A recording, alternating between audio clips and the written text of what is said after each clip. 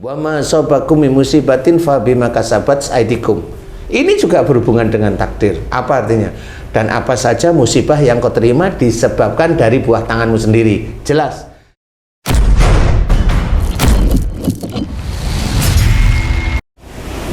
Bismillahirrahmanirrahim.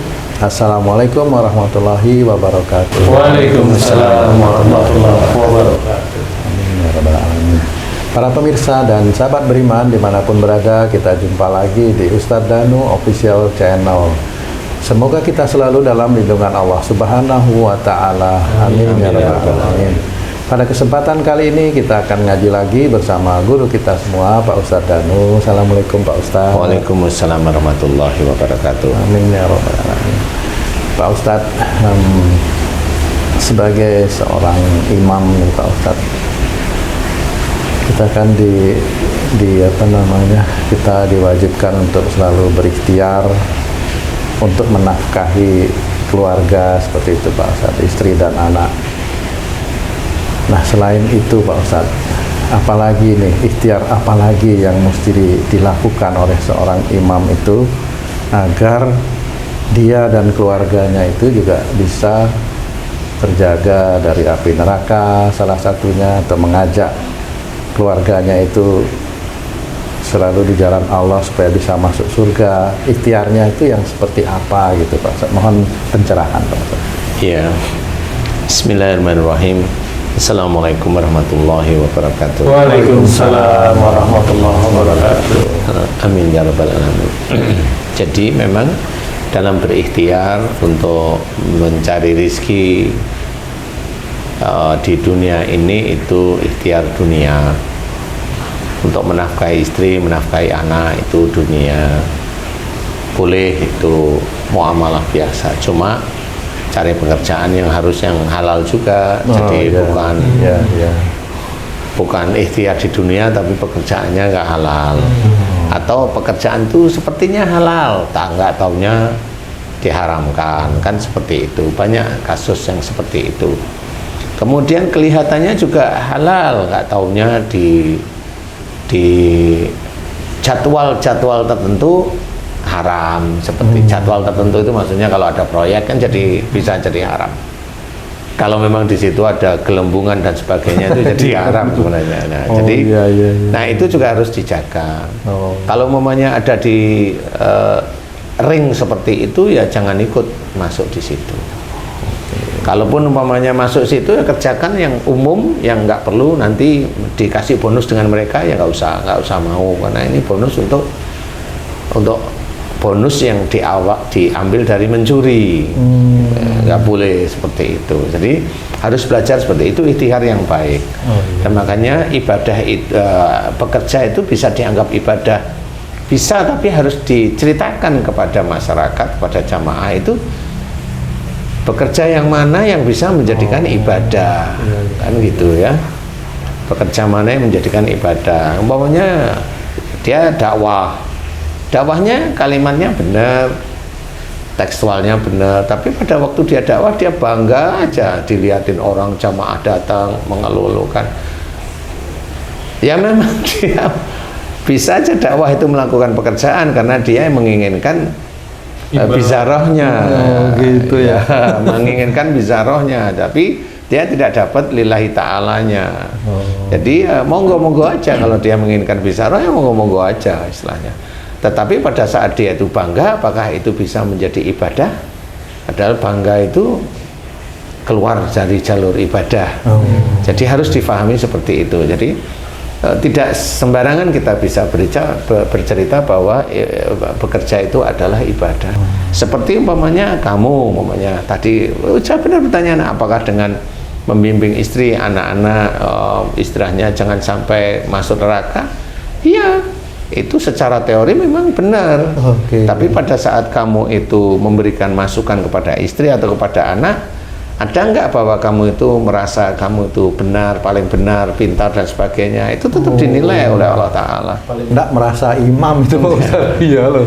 Iya, merasa imam itu ya memang boleh, memang imam. Tapi pada saat memberitahu itu kan Nah, makanya kamu itu kan ada tekanan agar kita itu dilihat bahwa biar istri kita takut sama kita, kan gitu. Biar anak kita takut sama kita. Itu kan nggak boleh juga yang seperti itu. Jadi memberikan dasar, memberikan nasihat itu dengan jalur Islami aja. Nah, Pak Ustadz, tadi kan saya ikhtiar untuk berusaha bekerja menghidupi anak istri gitu, Pak Ustadz ya. Saya kan bekerja di kontraktor sampai pensiun di situ. Apakah itu maksudnya tadi takdir yang sudah ditulis Allah untuk saya itu, Pak Ustadz? Takdir yang sebelah mana yang ditulis? Bekerja di kontraktor itu, Pak. Ya, kalau kamu bekerja di kontraktor ya di link itu aja yang ditulis. Tapi kan di luar link itu apa? Emosionalmu, kan tetap ditulis. Merasa benar, kan ditulis juga. Selain bekerja jadi kontraktor, dengan pimpinan itu bagaimana? Dengan pimpinan kamu hormat secara tingkatan, ya hormat.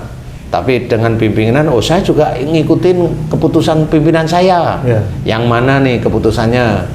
Kalau keputusannya, Dik, tolong dianggarkan 3M ya. Ini yang mana nih, keputusan yang mana nih? Apakah itu harus diikuti? Nah, kalau itu diikuti menjadi takdir saya, Pak Ustadz. Iya, kalau kamu ngikutin jadi takdir kamu. Sehingga kamu menorehkan takdir kamu itu ada yang jelek, tidak baik di hadapan Allah. Berarti takdir itu ada yang baik, ada yang tidak baik. Nah, kan iya begitu. Jadi yang dituliskan, takdir telah ditulis sejak manusia itu lahir, itu yang mana sebenarnya itu, Pak? Takdir yang ditulis oleh Allah Ta'ala itu sebenarnya bukan takdir hasilnya menurut saya. Takdir yang ditulis oleh Allah Ta'ala itu ya Quran. Wah, banyak itu berarti. Lah kan banyak. Kamu kan bisa milih mana yang kamu pilih. Kamu mau jadi orang Islam tetapi kamu miring kiri, kamu jadi orang Islam mau miring kanan dengan keras, kamu jadi orang Islam yang lurus-lurus saja. Takdir itu juga memilih ya, Pak Ustaz? Takdir itu memilih. Jadi bukan karena, makanya kalau tadi saya cerita, Allah itu tidak akan berbuat zalim kepada hambanya. Masa ada orang non muslim umpamanya, kemudian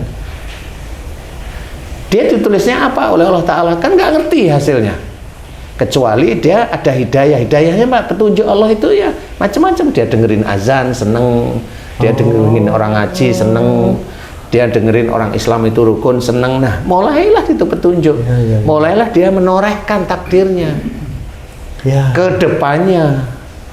Kan begitu. Seperti itu, kayak umpamanya takdir kamu kena kanker. Lu kok bisa ditulis kanker? Kan nggak bisa. Nggak taunya sebelumnya memang kamu emosional, marah inilah. Kan ditulis kanker akhirnya. Iya. Tapi nulisnya belakangan ya Ustaz? Nulisnya belakangan itu? Ya enggak. Takdir itu yang memilih tetap. Karena ada kalimat innallaha la yughayyiru ma biqaumin hatta yughayyiru ma bi anfusihim. Sesungguhnya Allah tidak akan merubah nasib suatu kaum. Sesungguhnya Allah tidak akan merubah nasib sesuatu kaum sehingga kaum tersebut merubahnya. Nah, kalimat dari Quran ini kan menceritakan bahwa Allah itu sekarang kamu takdirnya apa? Takdirnya apa? Umpamanya takdirnya kamu dapat uang sekian. Kan uang sekian ini takdir hari ini kan dari sebelumnya sebenarnya. Jadi bukan untul-untul Allah menulis kamu dapat itu nganggur, kan nggak mungkin. Kan ada yang dihasilkan sebelumnya. Paham? Nah, tapi hasil uang ini mau kamu gunain untuk apa sebenarnya? Takdir baru lagi. Nah, itu nanti ada takdir baru sebenarnya. Makanya ada, kalau umpamanya bersedekah itu kan ada caranya. Sholat pun ada caranya. Kemudian kamu menggunakan uang ada caranya. Uang itu mau digunakan kemana? Bukan Allah yang akan menakdir uang itu akan digunakan untuk begini. Enggak seperti itu. Itu seseorang itu akan memilih sebenarnya. Uang ini mau saya sedekahkan sekian persen. Monggo lah, dia ditulis takdirnya oleh Allah Ta'ala. Jalannya menuju takdir dia itu yang jalannya yang ditulis oleh Allah Ta'ala itu jalannya menuju takdir dia, baik melalui hadis Nabi, baik melalui sunnah-sunnah Rasul, boleh baik melalui ayat-ayat Quran. Itu memilih sebenarnya, sehingga nanti Allah menulis orang ini mau kemana. Seperti itu. Jadi kebanyakan orang belum memahami bahwa kalau Allah menulis takdir seseorang itu sebenarnya Quran itu. Quran itulah tulisan Allah yang sebenarnya dia mau memilih mau kemana besoknya. Seorang Islam bisa aja dia murtad, ya bisa. Seorang yang kafir dia bisa masuk Islam menjadi mu'alaf, ya bisa. Dari mana taunya? Itu takdir Allah? Enggak. Itu awal dari petunjuk dari Allah Ta'ala. Allah itu akan memberikan petunjuk ke semua manusia. Setiap saat ya. Setiap saat petunjuk. Cuma manusia itu paham nggak dia diberi petunjuk oleh Allah Ta'ala. Nah, pada saat momennya kamu didik istrimu, didik anakmu, momennya itu, ya itu gimana kamu caranya didik? Gitu. Itu kamu akan menulis takdirmu sendiri sebenarnya. Kamu ngomong, kemudian kamu menekan istrimu, nah kan kamu sudah menoreh takdir.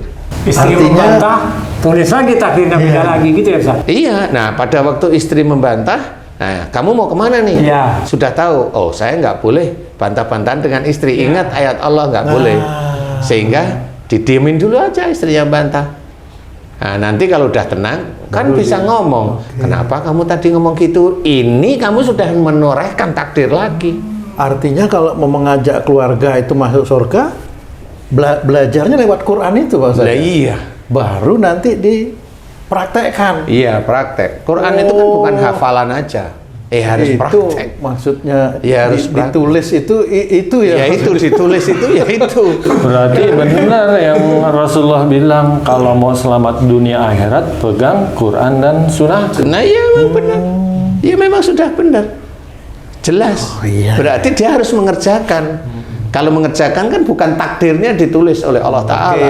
Kalau Allah menulis takdirnya, umpamanya ini ada orang yang kafir sejak mati sampai dari lahir sampai mati kafir, kan Allah dolim berarti. Iya, betul. Kan Allah bercerita tidak dolim berarti kalau ada orang yang kafir umpamanya, kemudian dia itu mengetahui Islam kan mudah terbuka.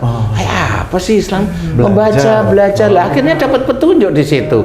Kan nggak bisa takdirnya, kan nggak mengetahui. Jangan, yang mengetahui hanya Allah. Loh, bukan begitu. Quran itu sebenarnya rahasia Allah. Quran itu rahasia Allah. Itu sebagian lauh mahfuz itu ada di situ. Kenapa Allah menceritakan, kita kasih contoh. Wa ma asabakum min musibatin fa bima kasabat aydikum. Ini juga berhubungan dengan takdir. Apa artinya? Dan apa saja musibah yang kau terima disebabkan dari buah tanganmu sendiri. Jelas. Berarti ayat ini ada, waktu ini kita baca, kalau ada seseorang, waktu ini dia sakit, atau orang itu ketabrak mobil, atau orang kakinya patah, ini dia itu baru menjalankan takdir ini. Kalimat ini terngiang harusnya. Dan apa saja musibah yang engkau terima, hei yang kakinya patah, hei yang sakit skizofrenia, hei yang keguguran, hei yang ini, disebabkan dari buah tanganmu sendiri. Kan jelas. Berarti takdir yang dia terima saat ini disebabkan dari perbuatan yang lalu.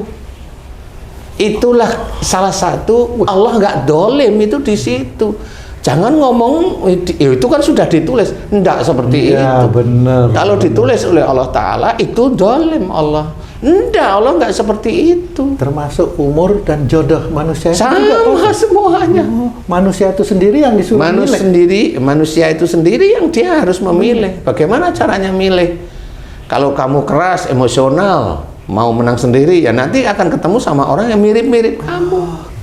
Jadi selama ini memang orang belum paham bahwa takdir itu kita yang merencanakan. Iya. Tadi mau merencanakan lewat apa? Surga umpamanya. Ya. Lah kan harus berbuat baik. Harus iman pada Allah Ta'ala, ya, kemudian berbuat baik. Yang berbuat baik, di breakdown berbuat baik itu apa? Iman pada Allah, berbuat baik. Sholatnya tertib, baca Quran, bakti pada orang tua. Kemudian apa? Jangan marah, jangan suuzon, jangan gibah, jangan egois, jangan semaunya sendiri, jangan kan banyak di situ. Nah, di titik itulah sebenarnya dia baru menuliskan takdirnya. Dia nggak mau marah, kan baru menuliskan takdirnya. Nggak mau marah itu dilihat oleh Allah Ta'ala, dia istiqomah hendak. Dia nggak mau marah sama siapa? Sama atasannya, tapi dengan bawahannya marah terus, kan nggak sinkron itu. Nah, jadi dia sumpahnya nggak tepat waktu itu. Di titik itulah sebenarnya seseorang itu baru menulis takdirnya sendiri-sendiri untuk kedepannya. Yang baik yang mana? Di titik itulah makanya orang itu memilih dia mau masuk neraka apa masuk surga, itu memilih. Bukan ditulis Allah yang menulis. Enggak, pegangan kita Quran itu sama sunnah jelas sekali. Berakhlak buruk dan berakhlak baik, engkau memilih. Iya. Masa orang bilang, udah aku begini aja, wong takdirku besok itu apa juga Allah yang tahu. Lah kan nggak ketemu akhirnya.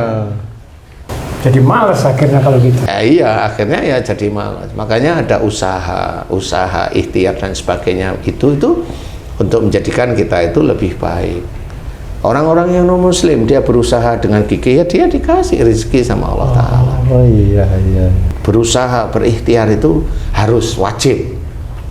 Makanya faida qudiyati sholatu fantasiru fil ard wabtagu min fadlillah. Itu jelas sekali. Jadi kita disuruh maka setelah tunaikan sholat bertebarlah kamu di muka bumi untuk mencari rezeki Allah, itu jelas. Ikhtiar tetap harus, menjaga anak istri dari api neraka itu tetap harus. Makanya komplit seorang imam itu harus komplit yang dikerjakan. Jadi nggak cuma ikhtiar dalam bentuk bekerja, tapi ya harus difikirkan lah benar-benar, jadi dikerjakan. Sehingga pada saat kita itu mengerjakan sesuatu keburukan, ya kedepannya sudah disiapkan oleh Allah Ta'ala keburukan itu. Iya, takdirnya seperti itu. Saya kasih contoh salah satu yang tidak pernah difikirkan oleh manusia di dunia. Umpamanya ada seorang anak, umpamanya sekarang gini, ini yang paling gampang ringan. Seorang anak nakal, ini pasti orang tuanya bingung, nakalnya minta ampun. Orang tuanya bingung. Nah, orang tuanya bingung itu sebenarnya kayak gampang. Allah itu tidak akan memberikan takdir anak nakal kecuali kamu itu sama nggak dengan anak. Sampai ke keturunan itu sama. Karena dia menciptakan takdir. Yang dulu dengan orang tuanya pasti ngeyel, berani ngeyel, berontak, sehingga anaknya begitu. Nah, pada waktu dia sudah mulai menikah, dia mulai kelihatan anteng, kelihatannya dikit-dikit berontak, ya tapi anteng. Pada waktu dia sudah mulai mulai gede, dia mulai seneng anak-anak. Yang muncul banyak antengnya. Dulu lupa ya. Nah, pada saat dulu lupa, orang rata-rata walaupun dia itu Islam, rata-rata dia jarang sekali mohon ampun kepada Allah Ta'ala atas dosa-dosa yang dilakukan kepada orang tuanya. Itu jarang sekali. Dan itu hanya cuma klise, hanya cuma lewat di lisan. Betul. Lip service istilahnya. Betul. Itu hanya diomongin, ya minta maaf sama orang tua, tapi nggak tahu yang mana yang harus minta maaf sama orang tua. Kadang setahun sekali lagi kan itu. Itu belum tentu minta maaf itu. Pas awal lewat doang. Ya, itu hanya lewat, nggak sampai ke hati. Makanya ada anak yang nakal seperti itu ya dari orang tuanya. Anak nakal itu bagi orang tuanya, masa Allah dolim kepada orang itu? Kan enggak. Saya udah sholat, saya udah puasa, saya udah baca Quran, kenapa anak saya nakal? Karena ada orang-orang yang ngomong seperti itu. Dia itu mau nyalain Allah sebenarnya. Sebenarnya secara manusiawi menurut saya nggak salah dia seperti itu. Kalau guru ngajinya ngomong takdir itu sudah ditulis. Padahal takdir ditulis dia takdirnya dia nanti kalau dia berani dengan orang tua betul, anakmu yang mirip seperti kamu. Itu yang ditulis di titik itu. Artinya itu takdir tidak berhenti pada manusia itu, tapi turun kepada anak cucu barangkali, Pak Ustaz? Ya barangkali ke cucu lah, tapi kalau ke cucu itu persentasenya kecil lah, kecil. Waduh. Ya ke anak yang rata-rata besar itu ke anak. Nah, ini jarang sekali orang Islam itu paham. Ini psikologis Islam, ini genetik dari cara-cara Islam, ya seperti ini. Dan itu diurutkan, makanya kita itu disuruh mengerjakan apa yang ada dalam Quran dan juga sunnah Rasul itu agar selamat. Itu sudah benar, itu sabda Rasul itu. Udah benar akan selamat. Nah, kalau anaknya nakal akan kurang-kurang selamat dikit lah. Kan gitu ya. Untuk merubah takdir. Untuk merubah takdir ya dia harus berusaha. Dia yang berubah. Orang tuanya yang berusaha mohon ampun kepada orang tuanya lagi. Itu cara memutus takdir buruk biar enggak Iya, insya Allah seperti itu. Karena dia pasti ada dosa yang masih gelayut ceritanya. Nah, itulah takdir itu sebenarnya kita itu memilih. Banyak orang tidak paham, tapi dia menulis sendiri kok dia. Yang Quran udah jelas, dia mau lewat mana dia jalannya, udah ada semuanya. Makanya diceritakan dalam salah satu ayat Quran, wala tulqu bi aidikum ila tahlukat. Kalimat ini bagus loh menurut saya. Dan janganlah kamu menjerumuskan dirimu dengan perbuatanmu di dalam kebinasaan. Orang itu nggak paham binasa, dipikir hanya cuma ngerokok tok binasa sakit. Enggak. Orang itu kalau marah terus-terusan, itu penyumbatan pembuluh darah, itu binasa juga dia. Iya. Kanker payudara, binasa juga akhirnya. Tumor otak, binasa juga akhirnya. Dia tabrakan di jalan binasa, sama, dia pasti ngelakuin itu. Yang diawali, ini kalimat ini, wala tulqu bi aidikum ila tahlukat, dan janganlah kamu menjerumuskan dirimu dengan perbuatanmu ke dalam kebinasaan. Ini diawali dari salah satu ayat yang sering kita sebutkan, wa ma sabakum min musibatin fa bima kasabat aydikum. Apa saja musibah yang engkau terima disebabkan dari buah tanganmu sendiri. Sama. Cocok ini Pak Ustadz ya. Orang yang dia itu rajin ke masjid, ya dia meneruskan takdirnya. Dia rajin ke masjid berjamaah, ya dia menuliskan takdirnya. Pada waktu dia rajin berjamaah tapi dengan istrinya zolim, ya dia menuliskan takdirnya untuk istrinya yang dia zolimin. Dia menulis di situ. Makanya di situ ada innal hasanati yudhibnas sayyi'ah. Nah, semua amal ini sesungguhnya amal perbuatan baik akan menghapus perbuatan buruk. Tapi ya perbuatan baik 12, perbuatan buruknya 1000 ya, nggak hapus-hapus ya. Masuk neraka, kan begitu intinya. Asal perbuatan baiknya tidak dibanggain juga gitu Pak. Nggak boleh juga. Nah, kan ini juga ya. Masih syarat ketentuan berlaku. Iya. Wih. Ya, disitulah sebenarnya kita harus ikhtiar beneran. Jadi orang baca Quran boleh silahkan. Pada saat dia bangga bacaannya bagus, nah sudah. Oh iya. Boleh betul. silahkan. Iya. Makanya kalau orang dakwah itu, orang yang dakwah dia ada satu ayat yang harus dipahami, dimengerti orang dakwah itu. Karena orang dakwah itu kan memberikan nasihat, masukan yang baik, kebaikan. Itu satu ayat dalam Quran. Kabura maqtan indallahi an taqulu ma la taf'alu. Kemurkaan Allah amat dekat dengan orang yang menyuruh orang lain berbuat baik. Berikan nasihat, menyuruh orang ini, tapi dia tidak mengerjakan, Allah murka. Allah murka berarti masuk neraka. Walaupun dia itu ngerti tentang agama, tapi kalau dia tidak mengerjakan, itu dia menorehkan takdirnya.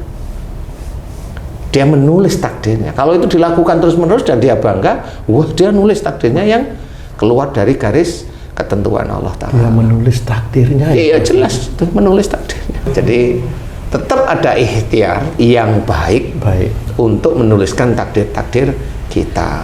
Bicara yang baik untuk menulis takdir kita ini menjadi amal soleh. Terus dijaga.